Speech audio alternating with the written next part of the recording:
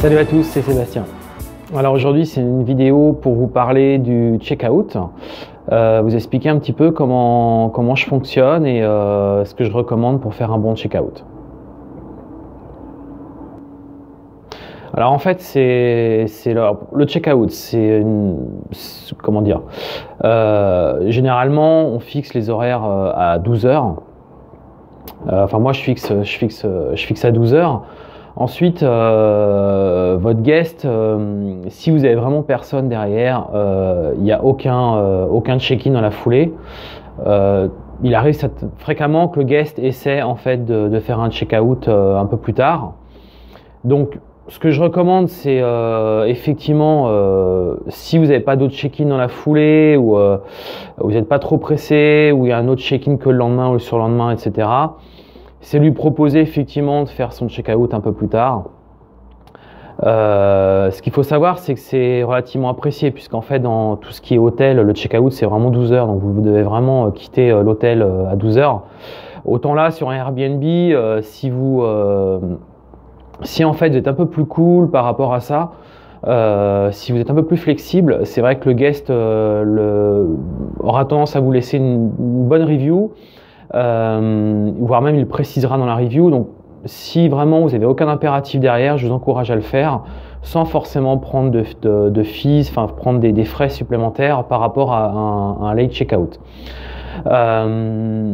Si par contre vous avez effectivement un guest qui arrive juste derrière, bon, effectivement vous n'avez pas le temps et là vous êtes obligé d'indiquer au guest, bah, écoutez, je suis désolé, le checkout c'est 12 heures.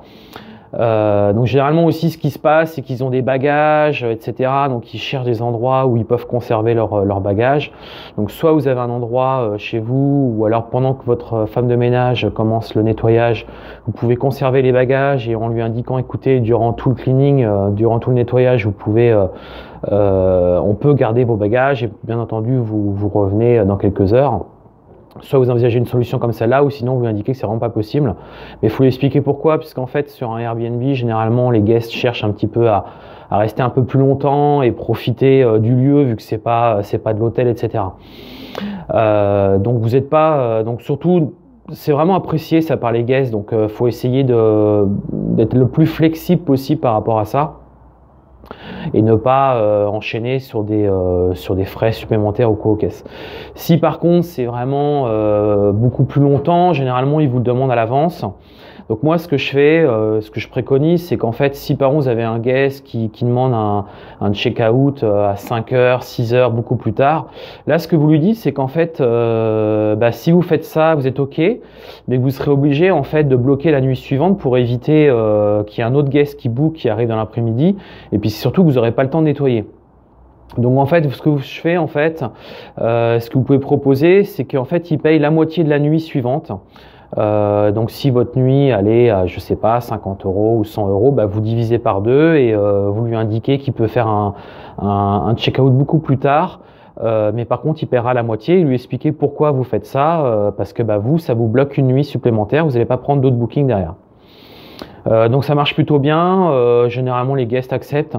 Après, s'ils n'acceptent pas, bon bah écoutez, au moins les choses sont fixées dès le départ et le guest comprendra parfaitement votre position. Ce qu'il faut bien lui expliquer, c'est que vous êtes là pour louer un maximum de nuits et que si vous avez rien, bah effectivement vous essayerez d'aller dans son sens.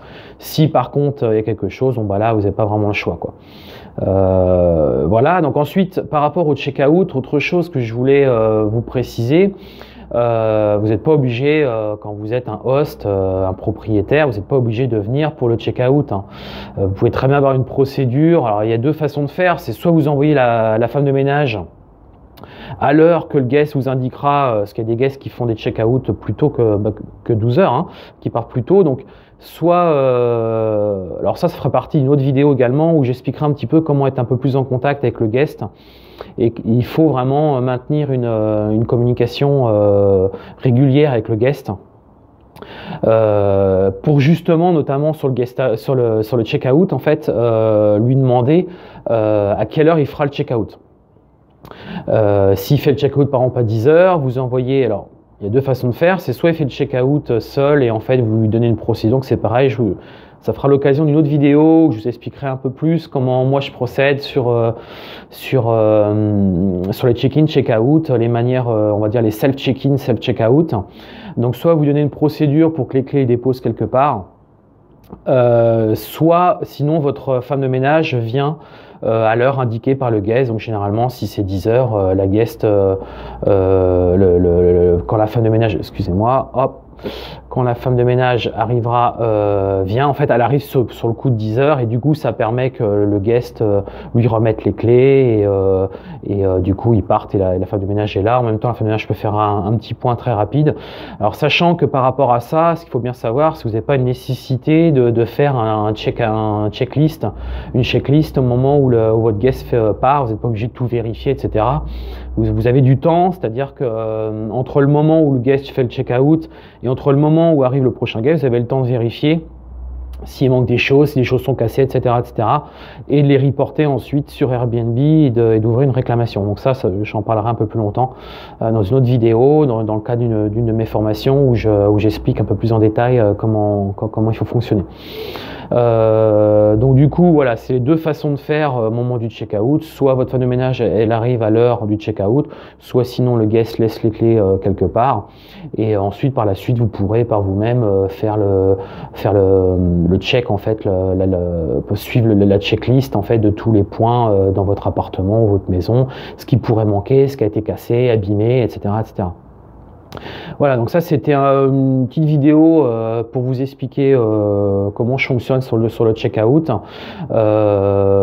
sachant que généralement si vous expliquez bien les choses, de toute façon c'est le principe même d'Airbnb, faut bien expliquer que c'est pas de l'hôtel et que vous faites tout dans le sens du guest, c'est votre objectif, mais qu'après vous avez aussi des contraintes et que il faut bien comprendre que on est un peu obligé de suivre les contraintes. Moi je sais par exemple typiquement quand j'ai des guests qui veulent faire un check-out à midi et que j'ai un autre guest qui arrive à midi, donc j'ai pas le temps de nettoyer, enfin on n'a pas le temps de nettoyer, j'essaie un petit peu de convaincre le guest qui fait le check-out de bien vouloir nous laisser accéder à l'appartement ou la maison dès 11 heures en fait pour pouvoir commencer le cleaning, ce qui lui empêche pas de faire son check-out à 12 heures bien entendu, mais que nous on puisse commencer un petit peu à prendre de l'avance sur le nettoyage, de sorte que le guest suivant quand il arrive, même si le check-in est à 14 heures, on lui laisse la possibilité quand même d'arriver un peu plus tôt. Ça aussi, c'est vachement apprécié.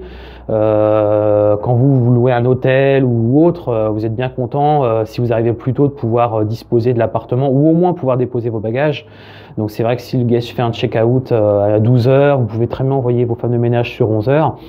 Et le guest suivant arrive sur le coup de 12 heures, il laisse ses bagages et vous lui faites comprendre que le cleaning sera bientôt terminé, qu'il sera fini sur le coup de 13 heures ou 14 heures en fonction de la taille de votre appartement, et ensuite il n'y aura aucun problème. Donc vous pouvez très bien agencer les choses, vous n'êtes pas obligé vu que c'est 12 heures, on part à 12 heures, non, on peut aussi expliquer les choses, c'est pas de l'hôtellerie. Ce qu'il faut savoir, c'est que la mentalité Airbnb, c'est vraiment une mentalité que moi j'appelle friendly, donc en mode sympathique. Si vous êtes un host sympathique, le guest sera en mode sympathique et il n'y aura aucun problème. Ça se passe très très bien. Voilà, c'était une petite vidéo rapide sur le check-out et n'hésitez pas à liker la page, n'hésitez pas à vous abonner à ma chaîne. C'était Sébastien. Ciao, ciao.